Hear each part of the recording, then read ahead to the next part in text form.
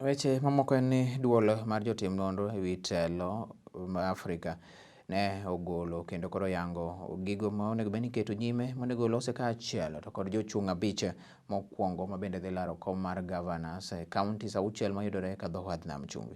Counties go Mombasa, Kwale, Kilifi, Tana River, Lamu kod Taita Taveta noyangi ni weche monego bed ni mulo ahinya gin weche mamulo japiny mantiere e gweng' duond buche kaachiel to kod yor go ombulu kama kaka ne wechego chalo. Kwa majina ni Makolonde Charles. I'm the team leader and director of Consortium of Researchers on Governance Africa, or CoRG Africa.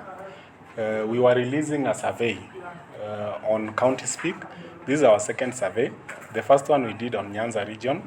This covered basically coastal region of Mombasa, Kilifi, Kwale, Lamu, Tana River, and Taita Taveta.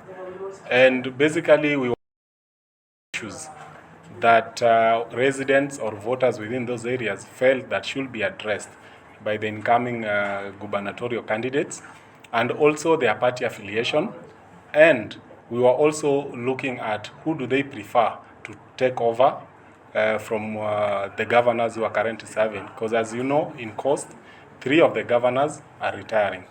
So in Mombasa, the preferred was Abdul Swamad Nasir, followed at 45.2%, followed by Shabal at 23%, and number 3 was Hassan Omar.